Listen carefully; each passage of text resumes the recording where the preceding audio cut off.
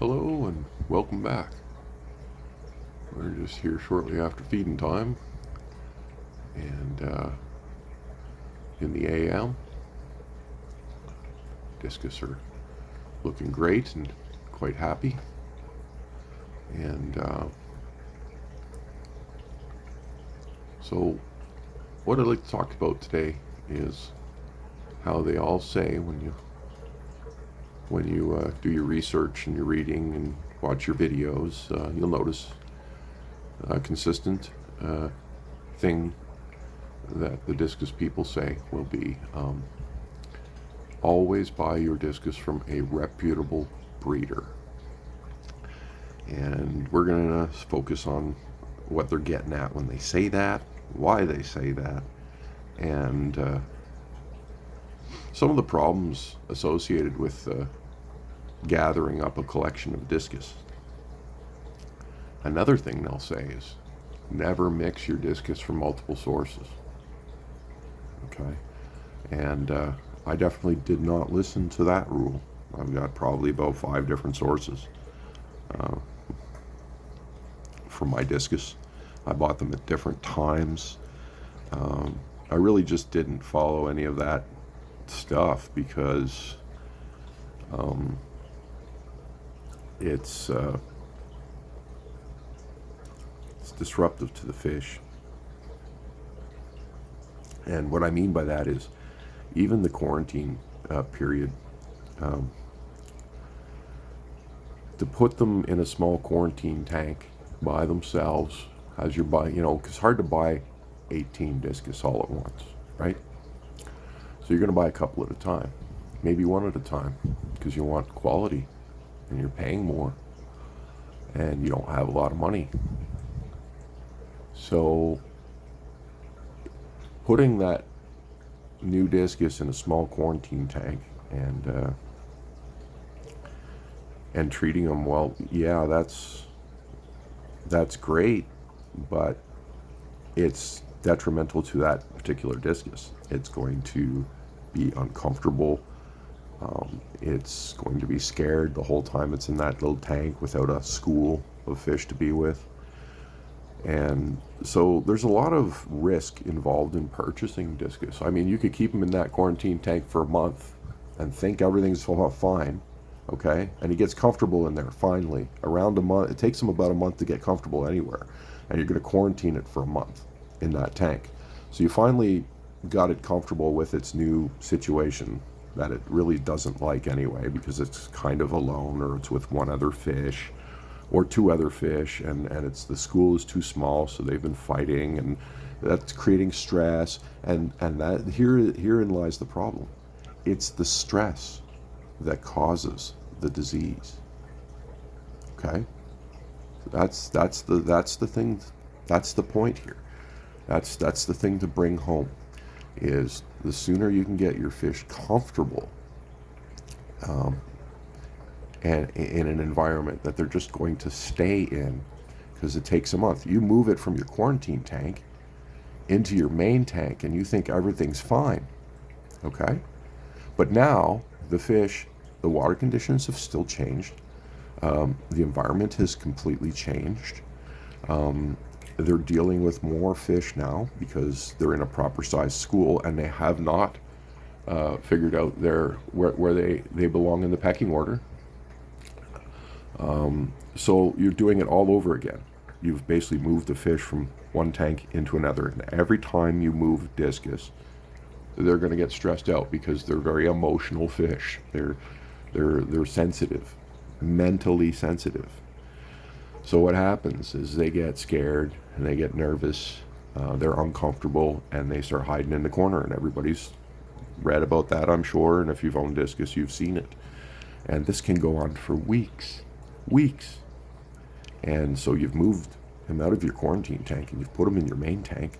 Everything seemed fine. Now all of a sudden, these new Discus are getting sick. Why? They didn't seem sick when you bought them from your reputable breeder, who definitely made sure that they were clean. they survived in your quarantine tank just fine. But then you put them into your main environment with all your other discus, and they got stressed the hell out. And that stress weakened their immune system, okay?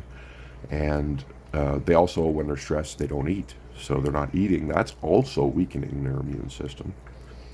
And what happens is, parasites, like, if you think your tank is parasite-free, it never is. If you think your body is parasite-free, your human body, the skin on your body, is loaded with them. There's millions of different kinds of parasites in the world, and germs and bacteria, and like, I don't mean to gross anybody out, but if you ever took a microscope to your bed, you'd be absolutely shocked. Parasites are a given. They're everywhere. It's not that the equation is simply this. Your fish get stressed out, their immune systems drop, and whatever is in your environment, and there's going to be something, will infect them. Okay? So then you get stuck thinking, oh my God, I just, I bought sick fish. And it's a natural thing to think, It's like, oh wow, so and so sold me sick fish, and you get a little stuck on that for a while because they're expensive, and you're like, I just wanted to. So you hear all this talk about finding a reputable breeder. It's not about the breeder. Okay, you go to a big chain pet shop. Okay, they're not buying their fish from crappy, like a quality pet shop. They're not buying their fish from crappy breeders. Okay, the thing is that fish has likely traveled through the supply chain, been plopped in a tank for a week, and then bagged up again and shipped off further down the supply chain and plopped in a different tank for a week. And by the time they got to your pet shop, there's the problem. It's not that the breeder, it's the stress. It's the stress of all the traveling. So when you buy from a quote unquote reputable breeder or a local breeder, let's just call him a local breeder, straight out of his established system, and you take that fish one hop home to your system, you're going to have a greater chance of success. But that chance of success is only only a bit greater because the problem again is stress and making the fish comfortable as quickly as you can. So when you get them home, you'll want to run them for the first maybe 2 weeks with very low light. Dim your lights way down, or keep them even off for the first few days, just so they feel hidden, and let them look around and get comfortable.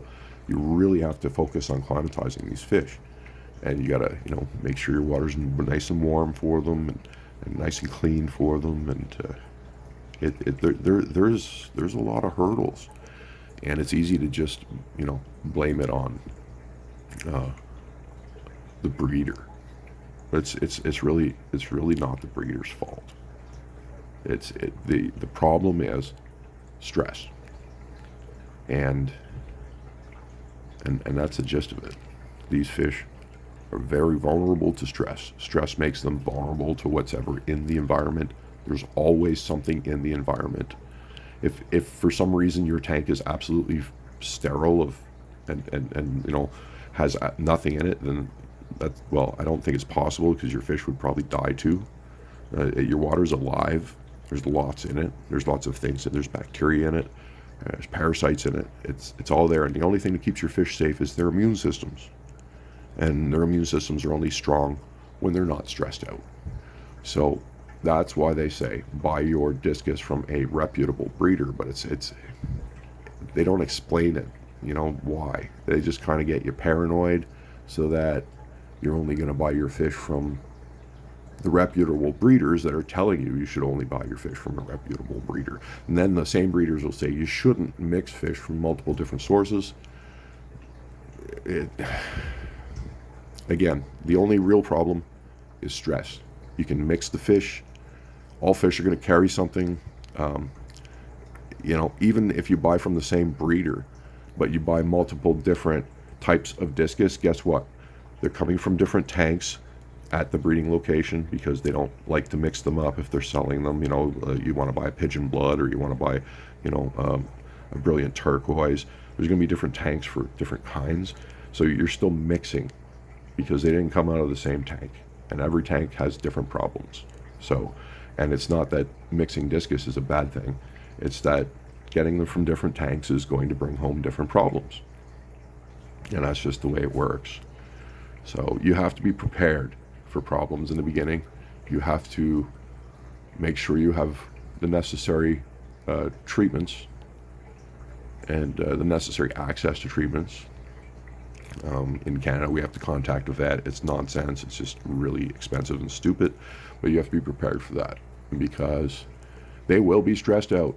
I mean, some of them will be okay in 15, 20 minutes after you bring them home. They'll eat, and they'll be calm, and they'll be fine.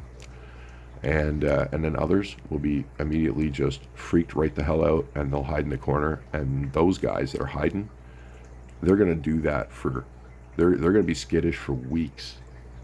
And you got to get them calm. You got to get them eating so that their immune systems recover from the shock of the move. And that's the game. That's what you're trying to do. And if you can't get them comfortable within a week or 2 week period, something is going to take advantage of their weakened immune system. I don't care how clean your tank is, or you know how long it's sat in your quarantine tank. When you introduce that fish into your main tank with a whole bunch of other fish that has a whole bunch of biology going on, a whole bunch of bacteria, because there's a whole bunch of life, and a whole bunch of stress, you're going to get some of your new batch. Like say you buy 6, there's definitely, 50% of them might get sick on you, and you need to be prepared for that risk. So that's our topic for today, and I think I've covered it fairly well. It's why did they tell you to buy discus from a reputable breeder? It really doesn't matter where you get them from. It's how much stress has that fish endured on the way to you, and if you can minimize that chain of stress, or ensure that it's been least as possible, the least amount of hops as possible, will help you be more successful. I hope you have a great day, and thanks for watching.